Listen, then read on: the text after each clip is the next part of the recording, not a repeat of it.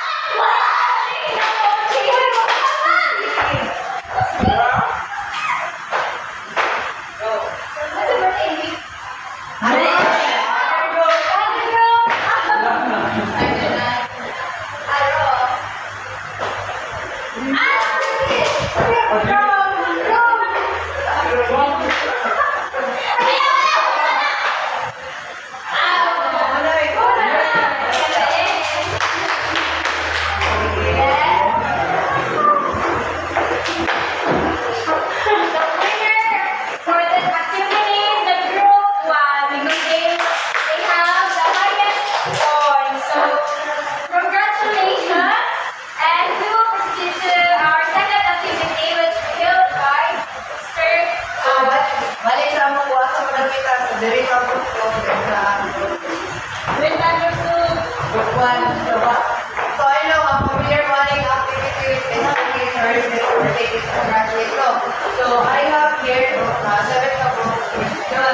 So nag-advise lang yung mag-walk-in sa una nga mag-walk-in. Kung sa siya ay nag-walk-in niya.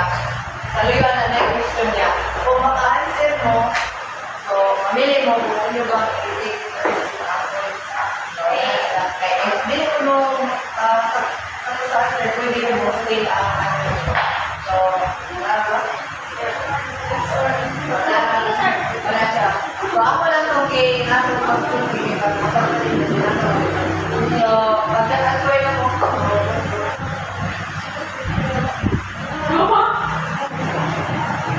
So, come on. So, thank you. So, first question. Akong ba essential for human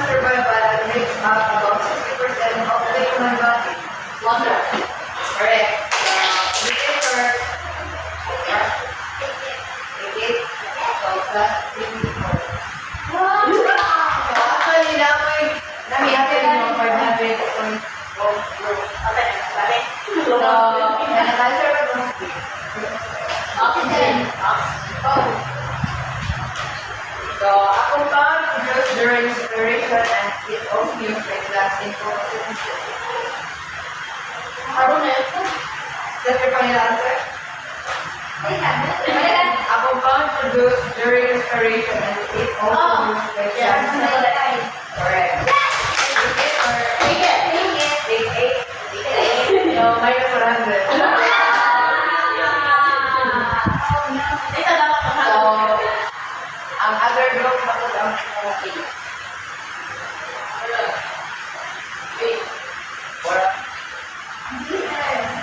So, abundant element on earth. Is that the correct answer?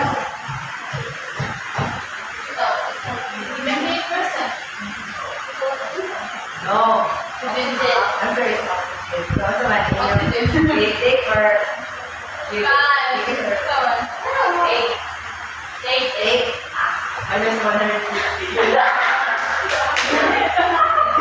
So, other group na po lang.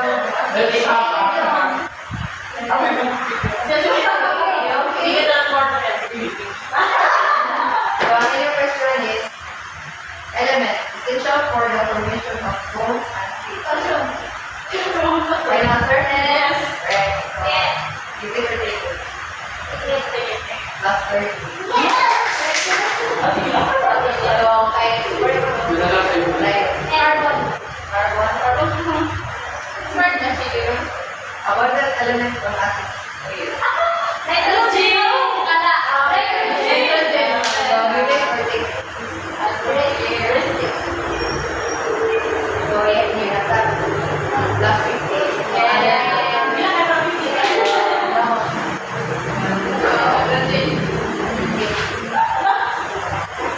So, essential element for the formation of hemoglobin in red blood cells. Essential element for the formation of hemoglobin in red blood cells. Is that the final answer? Is that the final answer? Final answer. Essential element for the formation of hemoglobin in red blood cells. Essential element. So, final answer. Wrong. Iron. Iron ito. Correct answer. So, give it or take it?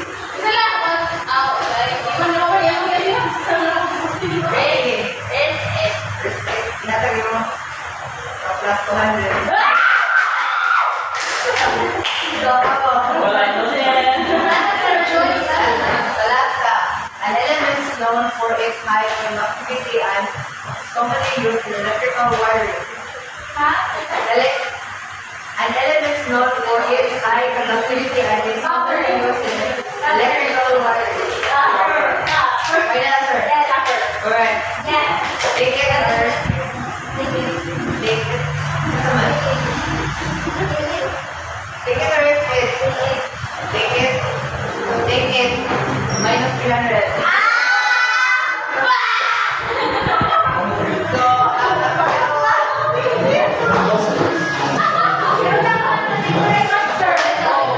so thank you everyone for your participation. So now go to your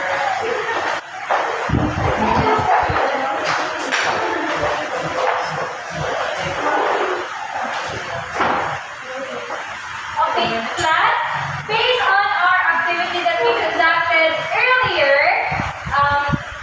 enjoy ba mo? Yes. Okay, good to hear with that answer. So, what could be our topic for this new lesson? What could be our topic? Elements. Okay, good. It's all about elements and compounds. So, elements. So, can you please read the above statement? Pure substances that cannot be broken down into simpler substances by chemical means. Each element consists atom with the same number of protons.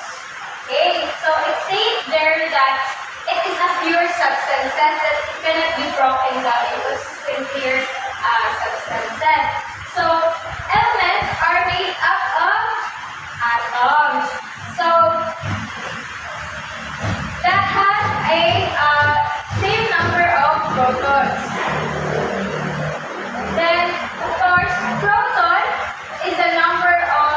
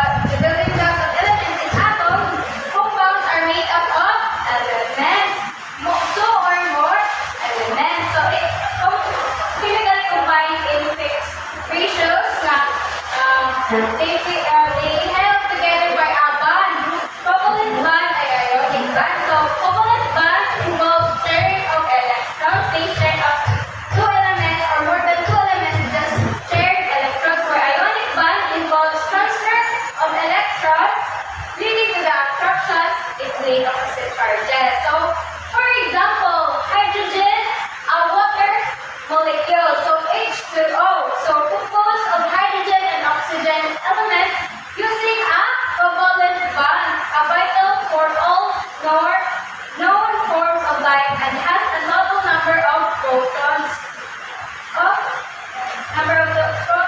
10. So, anong 10 man? Water has a 1 atomic number, 1 proton, but when it states there that there are 2 hydrogen. So, 1 times 2, 2. So, oxygen has 8 atomic number. So, 8 plus 2, 10. That's why water molecule has a total number of protons of 10. So, carbon dioxide. So, a compound formed from carbon and oxygen using a covalent bond coupled. It is important in photosynthesis and respiration and has a total number of protons of 22. Not that 22 naman cell. Because carbon has 6 atomic number and oxygen has 8. So it states there that there are 2 oxygen. So 8 times 2, 16 plus 6 is a total of 22. Then the third example is sodium chloride or NaCl. So commonly known as table salt, composed of sodium and chlorine held together by ionic bond, essential for human health and has a total number of protons of 28. So sodium has a total atomic number of 11. Then chlorine has a total atomic number of 17. Okay, 17 plus 11, 28. Okay, 28. So the next slide will be discussed by Mr. Shea. So, the next slide is all about the importance of elements and compounds in everyday life. So, the first one is basic building blocks, matter, elements, and compounds make everything we encounter in our daily life, from the everyday to the food we consume. So, we all know na kanang mga food na kaon, kalan nga nasa mga environment kayo, kung food na sa mga elements na compounds. So, walang makalimutan ka, pero naman idea na anak siya. So, the second one is how nutritional elements and compounds as calcium, iron, and magnesium are fundamental for the nutrition of vitamins and minerals support daily function.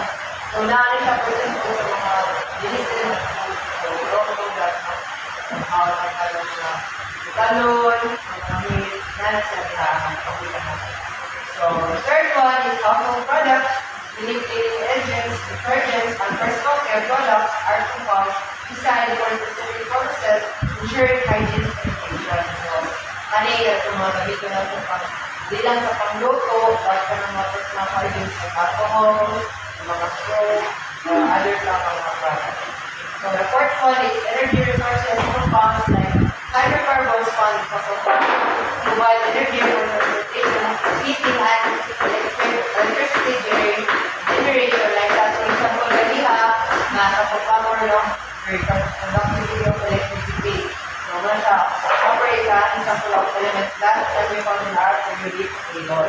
And the last one is environmental impact. Understanding elements and compounds helps in addressing environmental issues such as pollution and climate change by developing sustainable alternatives. So we all know how to make what's happening in the environment. So did you understand? Yes, sir. Any clarification? Or what do you understand? Okay, mag-proceed na sa next activity. So, saan na? Yes, sir. Moving on to our next activity. So, everyone is ready.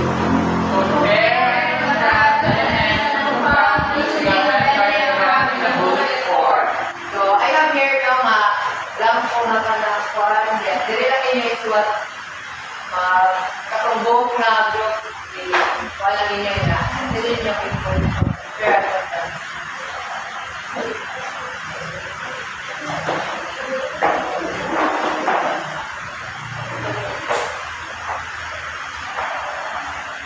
So, I think Nahuman ko ang tanan.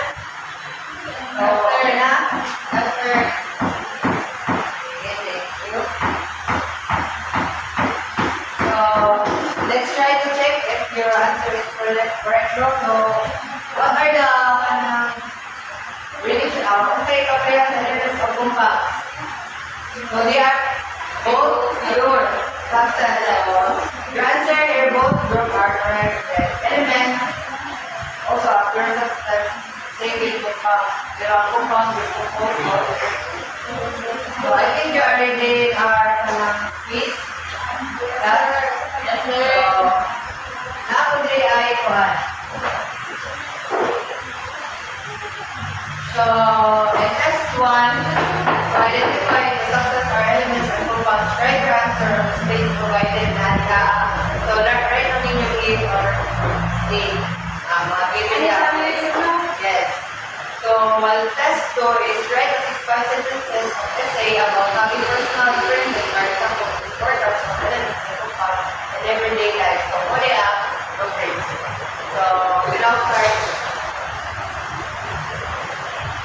So, okay na mo? So, pass your paper from the front.